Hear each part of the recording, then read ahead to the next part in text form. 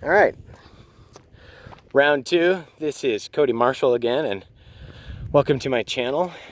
This is a channel dedicated to bringing hope to those who are hopeless with chronic fatigue syndrome or myalgic encephalomelitis, and including other names that we'll include later as well. But right now, if you're sitting there hopeless, our goal is to bring hope to you. And when I say our goal, there are me, Maverick, and several other people that I know who believe as I do that this is not a death sentence, and that whether you want to call it a cure or remission, it does exist. So hopefully this information will help you, maybe even help your doctor, okay? And with that said, a lot of what I talk about sounds like it requires a doctor, but it doesn't. In many cases, you can do some of the diagnostics, you can do a lot of the treatment without the use of a doctor, especially the homeopathic related ones. But it is better to work with your doctor on this, okay? Let them know what you're doing, let them know what you're trying, and medications are, of course, easier to obtain. Let me get this up. Medications are easier to obtain through your doctor, of course. So, with that said, here we're talking about the fungal connection to ME. And one of the studies that I found suggested that 93% of the patients tested positive for a fungal related infection, meaning they probably tested for mycotoxins that come from whether it's candida or any kind of fungus that exists in your body, which could include mold too, by the way.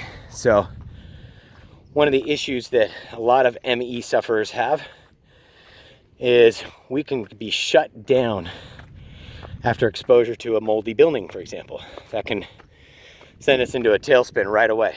So extreme mold avoidance is crucial to our progress, but it also gives a clue as to the reason we have such toxicity in our body is that we actually are growing mold and fungus in us. Most likely candida for most of you. That's the most common fungal infection in human. And for those of you girls who've had yeast infections, that's the same thing. Okay? And that yeast produces a mycotoxin that gets in your system and it overwhelms your organs and even your brain. That brain fogginess that you've been feeling long before you had ME, it's probably an indication of you were developing this infection over the course of most of your life. So hopefully you're ready to take a look at that and see what's the proper approach to curing it. So with that, I want to tell you that I myself went an aggressive route and found, now there's a lot of natural antifungals out there, and I encourage you to try them all, including grapefruit seed extract, etc. But I did not have a lot of success with them. So myself, I went ahead and went with prescription antifungal. I started with fluconazole or diflucan. And this is important, but at first it made me feel horribly worse. And your instinct would be to stop the medication. But if you're not familiar with it, something called Herxheimer's is a situation where the die-off of the pathogen puts extra toxins in your body. So in short, it just means it was working. And because it was working, I continued it.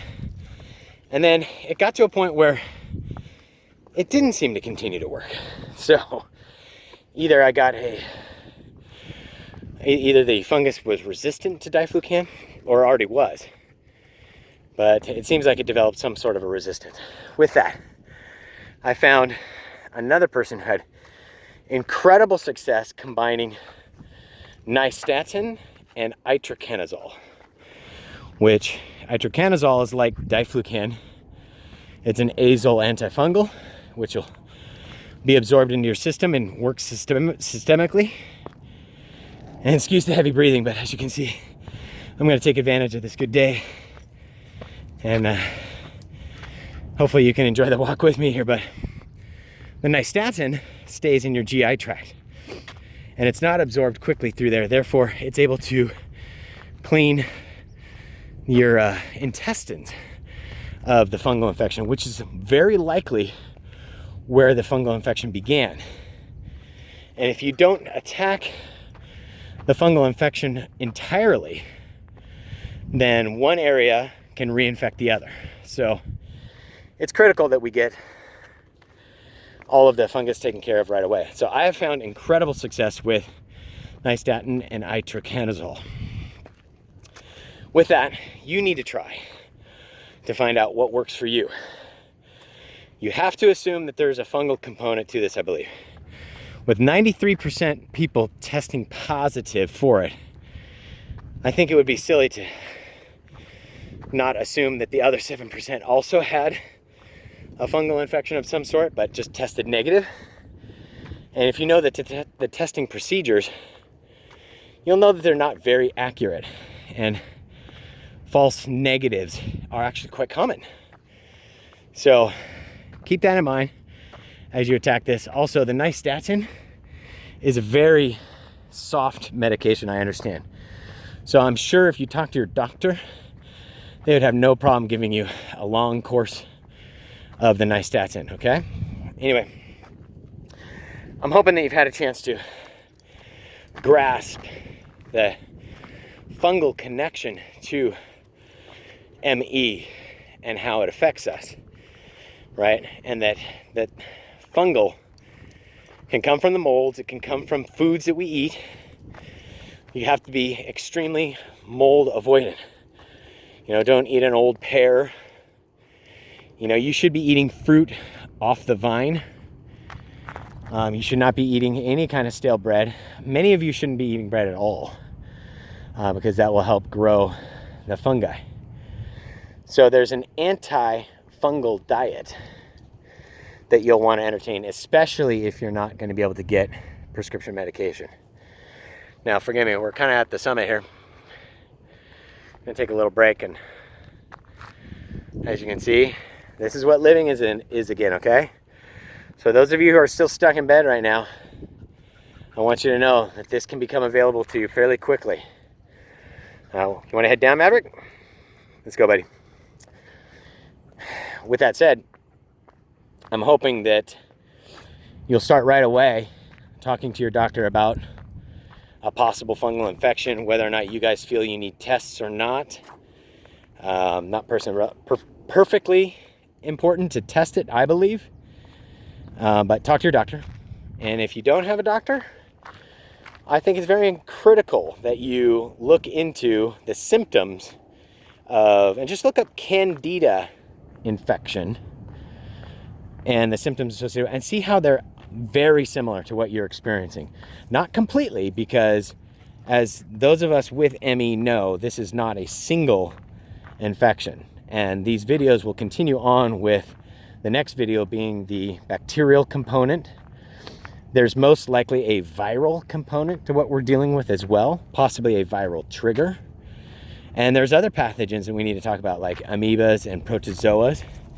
Toxoplasmosis, for example, is a protozoa that I think 20% of Americans test positive for. And if you've ever lived abroad or visited Latin America country where, cats go pee and poo and stuff like that, you may have stepped in it and picked up the bug as well. So there's any number of possibilities of how we've contracted our multi-pathogens. But remember that essentially we are dealing with co-infection. The reason the doctors are struggling so much to solve this problem is because they discover one infection and treat that one, and typically that allows the other infection or infections to flourish, right? It ruins your immune system, shuts you down, right? Any non-steroid anti-inflammatories will actually lower your immune system, giving an opportunistic parasite the opportunity to grow, like a fungus. So every time you've taken antibiotics, the candida in your body has been allowed to flourish. So check out the symptoms. Make sure you see the fungal connection. And if you don't, throw some questions in the comments, and I'll see if I can pick them up and see if we can talk about it in further detail, because I'm absolutely convinced that there's a fungal component to everybody. Now, I don't believe everybody's dealing with bacterial, viral, etc. And I do agree that everyone is different. And so the process that I want to walk you through has to do with using medications to determine what's going to work, right? And so just remember that most importantly, with the fungal medication, if you feel worse at first, that means it's working. So anyway, thanks for listening to this. I hope you enjoyed the walk as well. And I'll look forward to talking to you on video 3, where we talk about the bacterial component to myalgic encephalomelitis. Take care, and I'll talk to you.